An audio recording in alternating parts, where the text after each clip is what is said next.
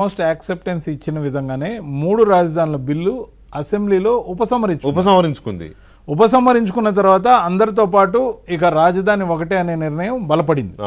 దాంతోపాటు ప్రభుత్వం మళ్ళీ వచ్చిన తర్వాత అమరావతిని రీస్టార్ట్ చేయడం జరిగింది.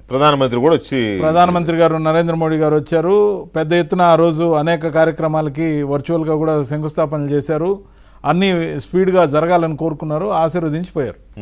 కానీ ఈరోజు కొన్ని పాయింట్స్ ఏదైతే లేవనెత్తారో, తాత్కాలిక సచివాలయం, తాత్కాలిక హైకోర్టు, లేకపోతే తాత్కాలిక అసెంబ్లీ, ఈ 3 కూడా పెట్టిన డబ్బు దండకు కదా, మళ్ళీ వేరే ఎందుకు కడుతున్నారని అడిగారు. జగన్మోహన్ రెడ్డి గారు అడిగినప్పుడు మరి నాగార్జున యూనివర్సిటీ ఏరియాలో 500 ఎకరాలు తీసుకొని అక్కడ కట్టమన్నారు కదా, మరి అక్కడ కడితే ఈ డబ్బులు ఎట్టు వస్తాయి? అంటే తాత్కాలికమై ఇక్కడ పర్మనెంట్గా కట్టబడినారు అంటే ఇంకొక కన్ఫ్యూజన్ జనరేట్ చేయడంతో పాటు ఇప్పుడు రిషికొండలో కట్టిన కట్టడాలు దేనికి వాడాలి, అవి ఏ విధంగా ఉపయోగపడతాయి అనేది అదొక క్వశ్చన్. దాంతోపాటు 3 రాజధానుల అంశంలో గెలిచి వచ్చిన తర్వాత వైజాగ్లోనే ప్రమాణ స్వీకారం ఉంటుందని ప్రజల సమక్షంలోనే చెప్పారు. ఇప్పుడు దానికే సమాధానం చెప్తారు. అంటే రాజధాని అట్లా అమరావతి ఉండకూడదు, వైజాగ్ ఉండకూడదు, కానీ అమరావతి బదులు నాగార్జున యూనివర్సిటీ దగ్గర విజయవాడ, గుంటూరు ఏరియాల్లో మధ్యలో పెట్టమన్నారు. లేకపోతే ఇప్పటికే విజయవాడలో, గుంటూరులో రియల్ ఎస్టేట్ డమాల్ అయింది అన్నారు. రియల్ ఎస్టేట్ గురించి గవర్నమెంట్లు ఎందుకు సార్ ఆలోచిస్తాయి? రియల్ ఎస్టేట్ల గురించి గవర్నమెంట్ ఆలోచించాల్సిన అవసరం లేదు. మనకు అనుకూలమైన ప్లేసు, లేకపోతే విశాలమైన నగరం, లేకపోతే ఈ సలహా ఏదో మొదట అమరావతిని డిసైడ్ చేసి చెప్పుంటే అప్పుడు తాత్కాలిక సచివాలయం అక్కడ వచ్చేది.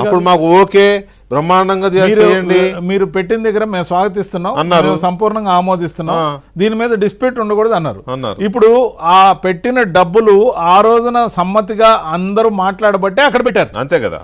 ఇప్పుడు తాత్కాలికాన్ని పర్మనెంట్ కడుతున్నప్పుడు ఈ సలహా ఇక్కడ గుంటూరు, విజయవాడ మధ్యలో కట్టమని చెప్పి అప్పుడే సజెషన్ ఇచ్చి ఆ సైట్ వెరిఫికేషన్కి అప్పుడే కలిసి వెళ్ళి సర్వసమ్మతి అక్కడే కట్టుంటే ఈ డబ్బులు ప్రభుత్వానికి మిగిలే 3 రాజధానులు కన్ఫ్యూజన్ ఉండేది కదా. ఈ 5 ఏళ్ళు అన్నీ వచ్చేసి ఉండే. కానీ అమరావతి రీస్ట్రక్చరింగ్ అవుతుంది, అమరావతి తిరిగి రీఎస్టాబ్లిష్ అవుతుంది.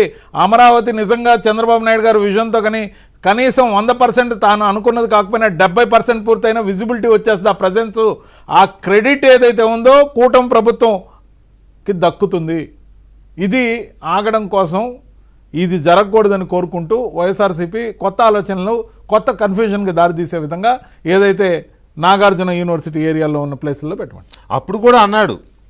అప్పుడు కూడా నాగార్జున అసెంబ్లీ తీసుకొచ్చి ఇక్కడ పెట్టాలి, ఇది తీసుకెళ్ళి అక్కడ పెట్టాలి, ఏదో ఆయన ఇష్టం, గాలిలో ఏదేదో చేయాలి అనే రకంగా మాట్లాడాడు.